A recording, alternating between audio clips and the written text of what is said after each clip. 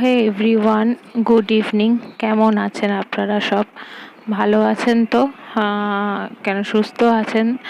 এটাই এখন বলার। এই চারিদিকে যা অবস্থা, তো সেই জন্যই তো আপনারা ভালো থাকবেন, সুস্থ থাকবেন আশা করছি। আমিও ভালো আছি, এখন সুস্থ আছি, আর আমার বাপিও ভালো আছে। তো একটু মনটা একটু ভালো আছে, তাই তাই একটু কাজকর্মে একটু মন দিতে পেরেছি। তো যাই হোক, দিনটাকে আজকে ব্লগটাকে এইভাবে শুরু করলাম। তো আমি কিছু মশলা আমার যেগুলো বাড়িতে মানে হোমমেড করি, তো সেগুলো আমার শেষ হয়ে গেছে। তো সেগুলোই আমি তৈরি করছি। এগুলো গোটা ধনে আমি শুকনো খোলায় মানে শুকনো কড়াতে একটু নেড়ে নিচ্ছি, নেড়ে নিয়ে মিক্সিতে পেস্ট করব। আর কিছু গোটা ধনে আমি তুলেও রাখছি, সেগুলো একটু ডালে টালে ফোড়ন দিতে লাগে। আর জিরে, শুকনো লঙ্কা, ধনেও একসাথে মিক্সড করে একটু ভেজে নেবো, ভেজে নিয়ে আমি গুঁড়ো করে রাখবো। তো এই মিক্সিতে এখন গুঁড়ো করছি, তো ভাবলাম আপনাদের সাথে শেয়ার করি, আর ব্লগটাকেও ভাবলাম শুরু করে দিই। তাহলে চলুন, আজকের দিনটা এইভাবেই শুরু হলো।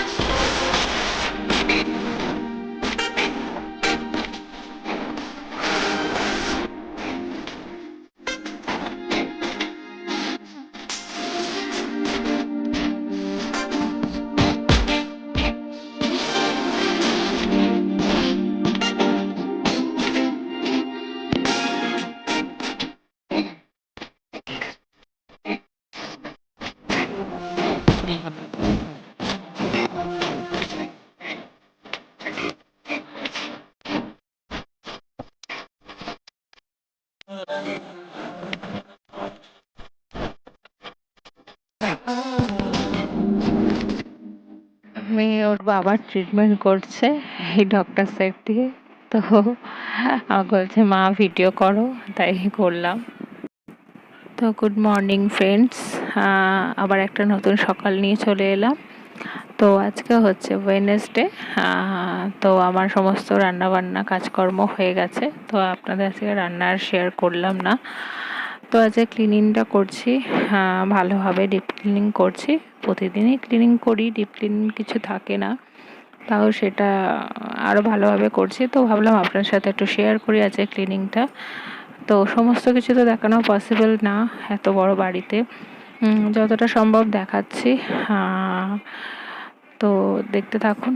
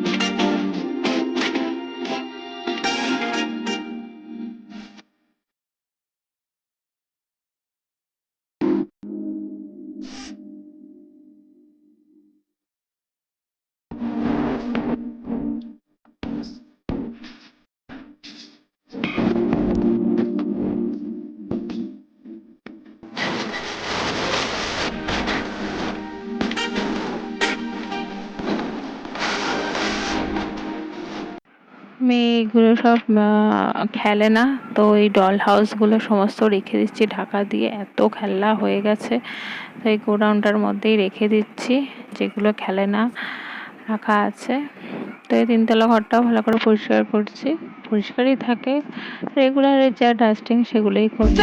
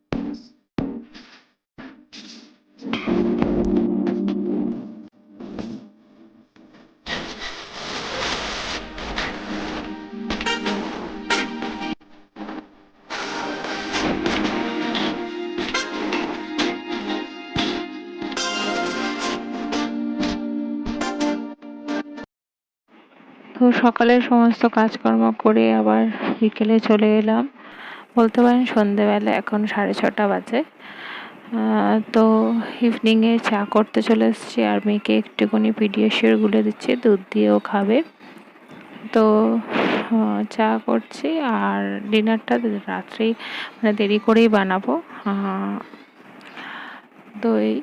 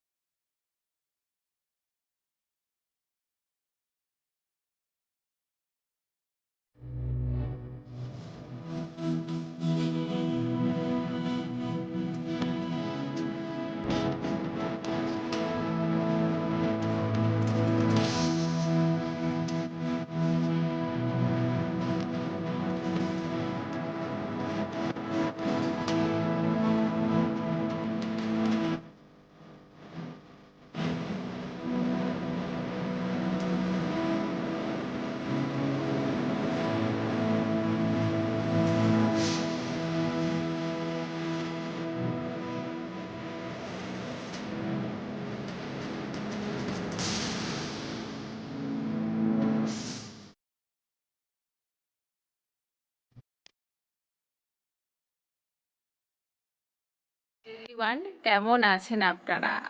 অনেকদিন বাদে আপনাদের সামনে কথা বলছি।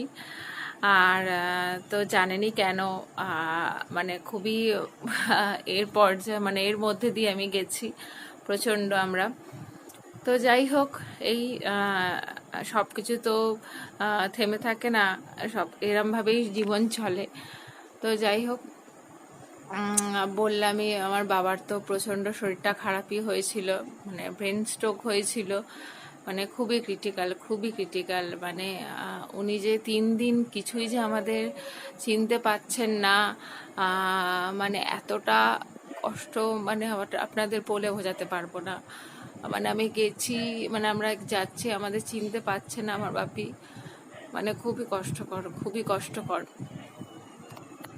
যাই হোক, আর মানে চিনতে পারছিল না, আর মানে তেমন ভাবে তাকিয়েছিল, আর এত ছটপট করছিল বাপিকে হাত দুটো, মানে যেহেতু স্লাইন চলছিল, এত ছটপট করলে স্লাইনের সুচটা মানে ব্লাড বেরিয়ে আসবে, তো সেই জন্য হাত দুটো বেঁধে রেখেছিল।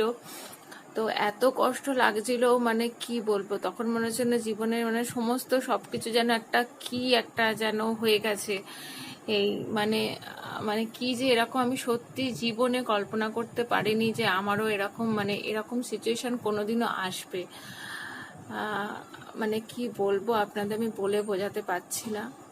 মানে খুবই কষ্ট। 3 দিন আমার বাপি মানে কাউকে চিনতে পারেনি, কাউকে না, কোনো কথা না, কোনো ভুলভাল বকছে, মানে এরকম পর্যন্ত বলছে যে গঙ্গা জল ছড়াতে চারিদিকে, এরকম ধরনের কথা। উফ, মানে কল্পনা করতে পারবেন না। তো যাই হোক, আর ওই জন্য আমি কিছুদিন মানে যেই সিচুয়েশানে গেছি, তো সেই সিচুয়েশানে ওই সব তো করা, মানে আমি ফোনের সাথে কোনো ছিল না আমার, জাস্ট ফোন মানে আসছে, ফোন সবাই ফোন করছে, রিলেটিভরা ফোন করছে, এইটুকুই ধরা, মানে আমি কোনো কিচ্ছু করিনি ফোন, মানে বলতে পারি। এই হচ্ছে। তো যাই হোক, আস্তে আস্তে বাপি বলতে নেই, ঠাকুরের দয়াতে অনেক ডাক্তারও পর্যন্ত বলছে যে আপনি যা দেখিয়েছেন, যা 3 দিন আপনার যা অবস্থা ছিল, এখন যে সুস্থ হয়ে বসেছেন, করেছেন অনেকে। তো একটা উইক আমার বাপির ছিল। আর এই সিচুয়েশানে যে অন্য কোনো হসপিটালে নিয়ে যাব, মানে এমনই সিচুয়েশান, আর কোনো গাড়ি টাড়ি তো নেই, তাও বলতে নেই, আমাদের একজন জানাশোনা ছিল ট্যাক্সি, তাকে বলতে সঙ্গে সঙ্গে ফোন করতে, মানে পাশেই থাকে, মানে করা হয়েছে। কেন এই জন্য, আর তো আর আমাদের কাছাকাছি মানে আমাদের এখানেই বিদ্যাসাগর হসপিটালে নিয়ে গেছিলাম, সরকারি হসপিটালে। তো ওখানে ভালোই, খুব সুন্দরই ট্রিটমেন্ট করেছে, মানে আমার বাবার যা অবস্থা ছিল সেই অনুযায়ী, মানে যেভাবে ওরা করেছে সত্যি খুবই ভালো। তো ওরা মানে ভেবেছিলাম পিজিতে নিয়ে যাব বা অন্য কোথাও, তো সেটা হয়নি। কেন, এই যে সিচুয়েশন, রাস্তাঘাটের অবস্থা তো খুবই খারাপ, এবার নিয়ে গেলে সেই মানে পেশেন্টকে ওখানে আবার ভর্তি নেবে কিনা, তাও আবার পিজিতেও শুনছি করোনা ট্রিটমেন্ট হচ্ছে, তারপর ভাঙুরেও তো করোনা ট্রিটমেন্ট হচ্ছে। আমাদের কাছাকাছি বলতে গেলে বিদ্যাসাগর, ভাঙুর এগুলোই আছে আমার বাড়ির কাছাকাছি, আর পিজি তো অনেকটাই দূর। আর পিজিও খুব মানে শুনছিলাম জানাশোনা আর আছে, মানে তারা সিট পর্যন্ত নাকি পাচ্ছে না। তো সেই সব চিন্তা ভাবনা করে আর অন্য কোথাও নিয়ে যাবার করিনি আমরা। হাজবেন্ড মানে আমার জামাইবাবু সবাই আলোচনা করে, মানে বাড়িতেও সব আলোচনা হয়ে, তো এই জন্যই তারপর আমরা ভাবলাম দেখা যাক 2 দিন রাখি, কি হয়, কতটা দূর। তারপর দেখলাম না, অনেক রিকভার করে গেছে, তো সেই জন্য আমরা আর এগোইনি, ওখানেই ওনাকে রেখেছিলাম। আর তারপরে আরেকজন আমার হাজবেন্ডের বন্ধু, মানে জানাশোনা ছিল আরজি করেও, তো ভেবেছিল সেরকম যদি খুব হয় তাহলে আরজি করেও নিয়ে যাওয়া হবে। তো সেরকম আসেনি, ঠাকুরের দয়াতে উনি 1 সপ্তাহের মধ্যে ভালো হয়ে গেছেন। মানে মানডে ওনাকে ভর্তি করিয়েছিলাম 30 তারিখ, তো 5 তারিখ ওনাকে ছেড়ে দিয়েছে। এখন খুবই সুস্থ আছে, খুবই ভালো আছে। একটু তো দুর্বল থাকবেই, 3 দিন যে মানুষটা খায়নি, শুধু স্যালাইনের ওপর বেঁচেছিল, তারপর একটু যা খাওয়া দাওয়া, তো এখন তো দুর্বল থাকবেই। তো আমি আজকে গেছিলাম, তো দেখে এসেছি বাপিকে, তো একটু টুকিটাকি দিয়ে মানে যা ফল টল এগুলো সব দিয়ে এসেছি। তো বললাম এখন তুমি এরমভাবে খাওয়া দাওয়া করো, একদম রেস্টে থাকো। এই তো যাই হোক, অনেক কিছু বকবক করলাম, আপনাদের সামনাসামনি এসে বললাম, মানে অনেকটা নিজেকে হালকা লাগছে। আর আপনারাও আমার পাশে আছেন, খুব সহযোগিতা করেছেন, বলেছেন যে সব কিছু ঠাকুরের কাছেও প্রার্থনা করেছেন অনেকে। তাদের সত্যি অসংখ্য ধন্যবাদ আমার পাশে থাকার জন্য, আমাকে বন্ধু ভেবেও নিজের মনে করার জন্য। সত্যি এভাবে আমার পাশে থাকুন।